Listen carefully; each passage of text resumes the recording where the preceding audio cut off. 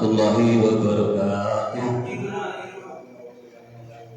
Alhamdulillah wa syukurillah. Puji syukur kepada Allah Subhanahu wa taala. Salam sejahtera, salam kebajikan, Om Swastiastu. Salam sehat selalu untuk kita semua. Saya hasil dari PKB PJOK yang mana telah melaksanakan 3 bulan kemarin, dan kami akan memberikan suatu program yang mana banyak sekali yang harus kita pelajari lagi tentang masalah istilah-istilah di dalam pembelajaran PJOK. Alhamdulillah, kami selama ini mengikuti PKD BPGB Jawa Timur, sehingga kami bisa merancang sesuatu yang mana untuk perkembangan lembaga kita dan juga bisa dikembangkan kepada lembaga masing-masing. Kepada rekan-rekanku yang mana kali ini kami untuk memberitahukan tentang masalah proyek yang kami garap, yaitu rancangan pembelajaran berbasis proyek, yang mana semua bukan hanya dari guru olahraga saja, semua dengan adanya kurikulum merdeka itu dari guru kelas, dari guru agama, dari guru mapel, baik mapel apapun, semua harus mempunyai berbasis proyek. Istilahnya proyek itu adalah suatu garapan. Yang namanya proyek itu bukan hanya di pembelajaran saja, di dunia pembangunan itu pun juga ada proyek. Lanjut Kak. Yang mana kami, nama saya Samsul Bahri Wahyudi dari SDN Petek Taman 2, Kecamatan Gading, Kabupaten Probolinggo. Yang kami anggap untuk membuat program KBS, yaitu olahraga tradisional menggali kearifan lokal, yang mana untuk zaman sekarang kami mengambil dari latar belakang dalam olahraga tradisional. Indonesia adalah negara yang kaya akan budaya dan tradisi. Setiap daerah memiliki keunikan tersendiri yang tercermin dalam sebagai aspek kehidupan, termasuk permainan tradisional. Permainan tradisional merupakan salah satu bentuk warisan budaya yang perlu dijaga dan dilestarikan. Permainan tradisional tidak hanya sekedar aktivitas musik, tetapi juga syarat dengan nilai-nilai pendidikannya, sosial, budaya. Melalui permainan tradisional ini, anak-anak belajar tentang kerjasama, sportivitas, strategi, serta kearifan lokal. Era digital saat ini, permainan tradisional semakin terpinggirkan oleh perkembangan teknologi dan permainan modern. Hal ini menyebabkan generasi muda semakin kurang mengenal dan memahami pentingnya permainan tradisional sebagai bagian dari identitas budaya bangsa. Maka dari itu penting untuk menginisiasi kegiatan yang dapat memperkenalkan dan melestarikan permainan tradisional kepada generasi muda maupun kepada anak didik kita. Proyek mengenal dan melestarikan permainan tradisional bertujuan untuk memperkenalkan permainan tradisional kepada pelajar serta mengedukasi mereka tentang nilai-nilai positif yang terkandung di dalamnya. Melalui proyek ini diharapkan Bapak Ibu semua, para pelajar tidak hanya mengenal tetapi juga mencintai dan melestarikan permainan tradisional sebagai bagian budaya Indonesia. Maka dari itu kami mempunyai satu tujuan program pembelajaran yang mana pertama adalah memperkenalkan permainan tradisional agar membuat siswa mengenal sebagai jenis permainan tradisional yang ada di Indonesia, serta juga memahami asal-usul dan makna dari setiap permainan. Karena kami mengangkat kearifan lokal. Yang kedua, melestarikan budaya, warisan budaya, karena memang warisan budaya kita sudah banyak yang ditutup dengan teknologi yang canggih. Mengajak dan mengajarkan pentingnya melestarikan permainan tradisional sebagai bagian dari warisan budaya Indonesia, serta menanamkan rasa cinta terhadap budaya lokal. Yang ketiga, tujuannya adalah mengembangkan keterampilan sosial, yang mana untuk mendorong siswa agar bisa bekerja sama, berkomunikasi, dan berinteraksi dengan teman-teman mereka melalui permainan tradisional, sehingga dapat meningkatkan keterampilan sosial mereka. Itu tujuan kami untuk mengenal kearifan lokal. Sedangkan keempat, mengembangkan keterampilan sosial, mendorong siswa untuk bekerja sama, berkomunikasi, dan berinteraksi dengan teman-teman mereka melalui permainan tradisional, sehingga dapat meningkatkan keterampilan sosial mereka.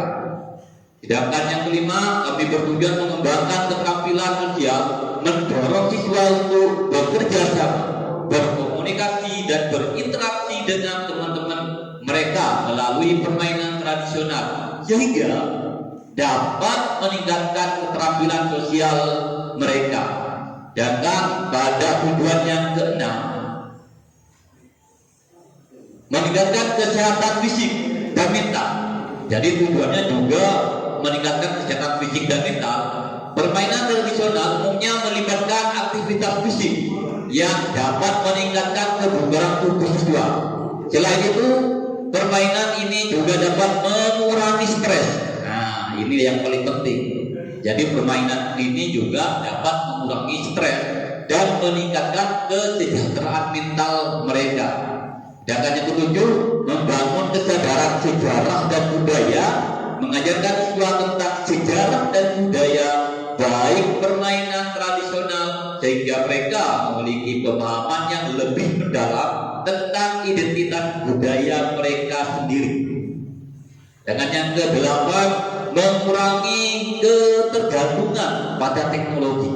Karena apa? Karena anak sekarang sudah banyak kecanduan HP. Maka dari itu, mengajarkan siswa untuk menikmati permainan fisik dan interaksi langsung dengan teman-teman mereka, sehingga dapat mengurangi ketergantungan pada permainan digital dan teknologi. Sedangkan tujuan atau capaian yang diharapkan, nanti kita ingin mencapai yang diharapkan kita bagaimana? Yang pertama adalah 80% siswa akan aktif berpartisipasi dalam setiap sesi permainan. Siswa mampu menjelaskan sejarah dan aturan permainan setiap permainan tradisional. Siswa mampu bekerja sama dalam tim dan menghargai perbedaan. Dan siswa juga mampu menunjukkan sikap mandiri dan gotong royong dalam kehidupan sehari-hari. Yang mana dengan capaian ini kita akan beralih kepada langkah-langkah yang kita akan laksanakan. Yang pertama adalah mengadakan diskusi, menyusun peraturan permainan, strategi permainan, dan juga menyusun skema pertandingan. Ya, juga menentukan memilih peran atau posisi pada sebuah pertandingan, melaksanakan tugas sesuai dengan peran atau posisi sesuai dengan kelompoknya. Dan kita mengacu kepada struktur program. Nah, kita yang mana juga harus programnya terstruktur, yang mana kami sudah akan melibatkan yang pertama adalah kepala sekolah sebagai penanggung jawab penuh dalam kegiatan, karena kita di dalam lembaga tidak bisa menghindari dari kepala sekolah. Yang kedua, guru olahraga selaku koordinatornya, dan semua melibatkan rekan guru yang lain sebagai pendamping, murid dan juga murid sebagai peserta dan pelaksana didampingi oleh bapak atau ibu guru.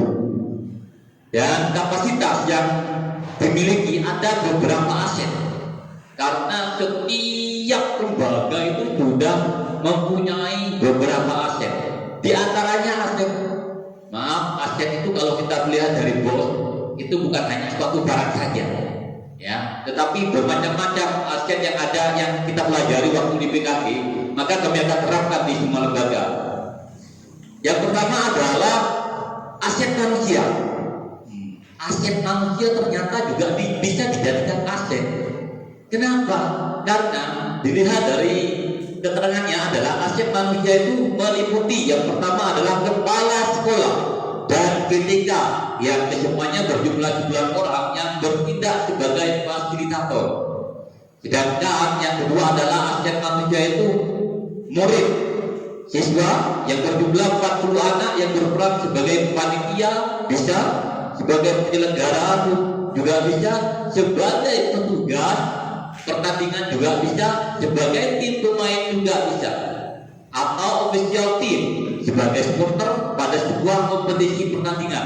Inilah yang terdiri dari aset manusia, sehingga yang melibatkan dari semua unsur manusia.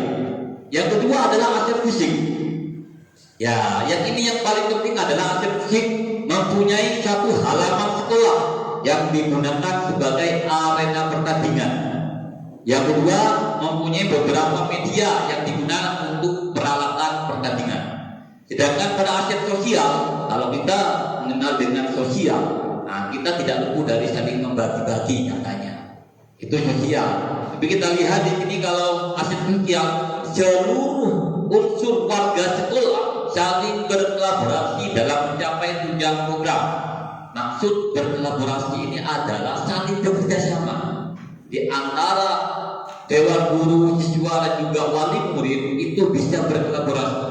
Dan setiap ketika berkolaborasi dalam memfasilitasi murid untuk mencapai tujuan program. Dan setiap murid berkolaborasi dalam menyusun rencana strategi maupun refleksi sesuai peran dalam kelompoknya. Ngacu kepada aset politik.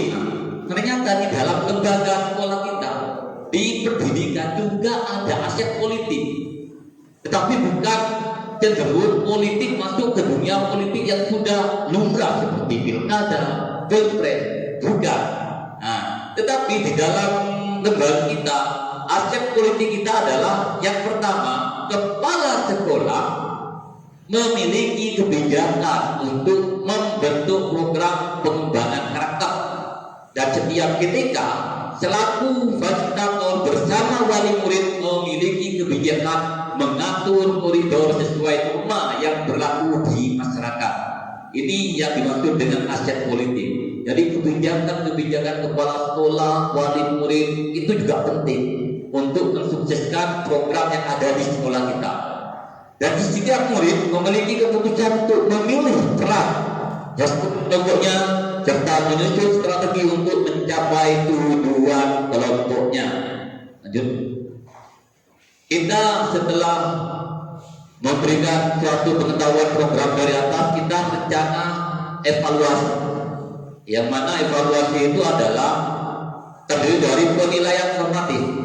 Yang mana setelah kita laksanakan perlombaan, kita mengevaluasi dengan penilaian formatif, observasi keterampilan, partisipasi dan kerjasama tim selama latihan dan pelaksanaan. Penilaian formatifnya evaluasi keterampilan individu dan tim dalam pertandingan. Sedangkan siswa perlu mengadakan refleksi juga, yang mana dengan melalui bagian kuesioner reflektif dan diskusi akhir untuk mengevaluasi pemahaman dan pengalaman belajar siswa. Sedangkan apa yang akan menjadi tantangan untuk kita semua, yang mana dengan majunya teknologi, tantangan yang harus kita hadapi adalah persaingan dengan teknologi modern. Walaupun teknologi modern sekarang itu bisa membuat kita kecanduan dengan anak didik kita, dengan anak kita sendiri, sehingga satu kali main HP kadang mereka lupa, dibangkit lupa, tidak nyawa. Itu. Maka kita janganlah antusias untuk anak-anak saat ini lebih tertarik pada permainan digital dan teknologi modern yang membuat permainan tradisional itu kurang menarik bagi mereka, sehingga minimnya fasilitas dan peralatan. Beberapa permainan tradisional memerlukan ruang atau peralatan khusus yang mungkin tidak tersedia di sekolah. Maka dari itu kita mungkin akan menyediakan dan melestarikan kearifan lokal untuk menyediakan anak-anak tradisional, sehingga nanti anak-anak didik kita itu pulang ke rumah mereka ingin mencoba, tidak langsung memegang HP. Lanjut dengan kesimpulan yang kami jabarkan, yaitu dengan memperkuat pembelajaran olahraga tradisional, sekolah dapat berkontribusi secara signifikan dalam melestarikan budaya bangsa dan membentuk generasi muda yang sehat, berkarakter dan berwawasan luas. Ini bukan hanya tentang bermain, tetapi juga tentang membangun jembatan antara masa lalu dan masa depan, serta memperkaya pengalaman belajar siswa dengan nilai-nilai budaya yang luhur. Dan cukup untuk kami, dan terima kasih. Mungkin dari penjabaran atas kita mengenal kearifan lokal. Ada yang perlu ditanyakan? Rangkualu itu dari mana? Apa? Tadi rangkualu kan? Permainan rangkualu itu. Permainan? Rangkualu yang gambar itu. Ya, ke atas ya. Nah ini. Nah, Rangkualu ini. makanya inilah yang dimaksud dengan mengenal kearifan lokal permainan tradisional. Kita tidak mengacu kepada hanya satu permainan. Ya, jadi semua permainan tradisional yang kita ketahui, termasuk dari permainan apa? Rangkualu. Nah, akualu dan juga engklek, juga ada egar, ada bagia, semua itu permainan tradisional. Kita lestarikan untuk membuat anak didik kita merasa senang. Nah, kita lestarikan budaya Indonesia, kita lestarikan dengan olahraga tradisional, menggali kearifan lokal. Biar apa? Yang pertama, biar tidak terlalu kecanduan dengan permainan-permainan yang modern dan teknologi yang canggih. Ada lagi? Tanyakan? Untuk menambahkan saja, kalau permainan rangkualu sendiri itu berasal dari mana? Bukan. Nusa Tenggara Timur. Nusa Tenggara Timur. NTT. Ya. Permainan semua itu termasuk di kawasan Indonesia. Maka dari itu semuanya, baik dari Sabang sampai Merauke, kita perkenalkan kepada siswa biar mereka merasa senang. Yang paling terpenting adalah kita sebagai pendidik tetap harus berpihak kepada anak didik kita. Karena apa? Sekarang sudah bukan zamannya untuk menentukan apa yang harus kita inginkan. Ya. Terus dari ini silakan Kapolri di klik yang ini untuk umpan balik kemungkinan ya. Nanti saya akan memberikan suatu tugas untuk umpan balik teman-teman ya. Nah, ini untuk umpan baliknya.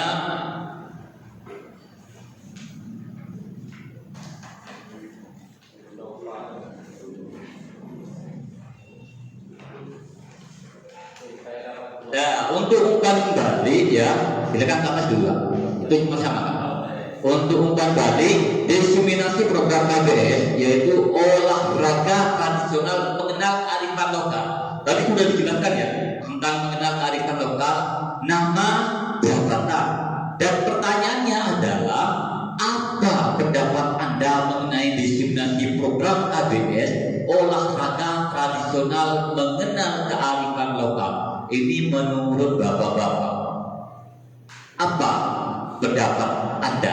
Apa ucapan bapak-bapak. Nah, mungkin itu saja, ini bisa dijawab nanti ya, dan bisa dikumpulkan kembali. Dan terima kasih sudah mengucapkan dari kami. Mohon maaf apabila ada sesuatu yang tidak menyenangkan. Kami akhiri, wassalamualaikum warahmatullahi wabarakatuh.